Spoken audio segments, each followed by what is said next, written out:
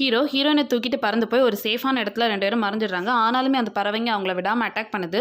749லேருந்து வந்த ஒரு ஹெலிகாப்டர்லேருந்து அந்த பறவை எல்லாருமே பயங்கரமாக அட்டாக் பண்ணுறாங்க. இவங்களும் மட்டும் இல்லை, மொத்த பறவையும் சேர்ந்து அந்த 749ஓட ஹெட் குவார்ட்டர்ஸை மொத்தமாக சேர்ந்து அட்டாக் பண்ணுறாங்க. பட் அவங்களுமே அவங்க கிட்ட இருக்க இன்ஸ்ட்ருமெண்ட்ஸ் எல்லாத்தையும் வச்சு இந்த பறவைகளை அட்டாக் பண்ணிட்டு இருக்காங்க. பதிலுக்கு ஹீரோவை காப்பாற்றுறதுக்காக ஒரு ஹெலிகாப்டர் போகுது. அதில் வந்து ஹீரோயினும் தொங்கிட்டு போகிறாங்க. பட் அந்த பறவைங்க திரும்ப தொடர்ந்து அட்டாக் பண்ணனால ஹீரோ மட்டும் தனியாக போய் அவங்களெல்லாம் அட்டாக் பண்ணிட்டு மறுபடியும் அந்த ஹெலிகாப்டர்லேயே வந்துடுறாரு. ஹீரோ கூடவே உள்ள ஃப்ரெண்ட்ஸ் அந்த ஹெட் குவார்ட்டர்ஸில் இருந்திருப்பாங்க இல்லையா, அவங்க எல்லாருமே சேர்ந்து இப்போ அந்த பறவைகளை எல்லாம் பயங்கரமாக அட்டாக் பண்ணுறாங்க. சேம் டைம் ஹீரோ அந்த லேபுக்குள்ளே போய் அந்த துண்டு துண்டாக இருந்த உலோகங்கள் இருந்தில்ல, அது எல்லாமே வந்து ஒன்று சேர்க்கறதுக்காக ரொம்ப ட்ரை பண்ணுறாரு.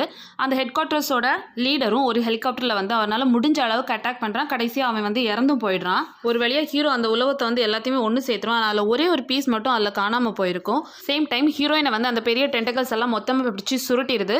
ஹீரோ அந்த பெரிய உலோகத்தை வந்து கையில் பிடிச்சி வச்சுக்கிட்டு அதை மேலே தூக்கி எறிஞ்சிட்டு ஹீரோயினை காப்பாற்றுறதுக்காக ஓடி வராரு. பட் அதுக்குள்ளே அந்த டென்டக்கல்ஸ் வந்து அவங்கள மொத்தமாக எரிச்சு சாம்பல் ஆக்கிடுது.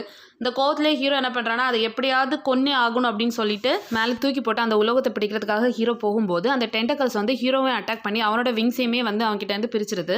ஹீரோட உடம்புலேருந்து வெளியில் வந்த அந்த விங்ஸ் தான் அந்த உலோகத்தில் காணாமல் போன பார்ட். அது போய் மறுபடியும் அந்த இடத்துல ஃபிக்ஸ் ஆயிடுது. ஹீரோட உடம்புலேருந்து வந்த பிளட் அதில் பட்டதுமே அது ஆக்டிவ் ஆகி அந்த கிரியேச்சரை மொத்தமாக சேல் இலக்கு செய்யுது. அப்போ அந்த இடத்துக்கு ஒரு ஏலியன்ஸோட ஸ்பேஸ்ஷிப் வருது. அது இதோட மொத்த துகள்களையுமே அதுக்குள்ளே இழுத்து ஒரு கேப்சூல் ஆக்கி அதுக்குள்ளே அடைச்சிருது. ஹீரோ இப்போ எந்த உணர்ச்சியும் இல்லாமல் அப்படியே ஆகாயத்தில் மிதந்துட்டு இருப்பான். அப்போ 3 ஏலியன்ஸும் வந்து அவனை சுற்றி நின்று ஏதோ ப்ரேயர் மாதிரி பண்ணிட்டு அங்கேருந்து கிளம்பிடுறாங்க.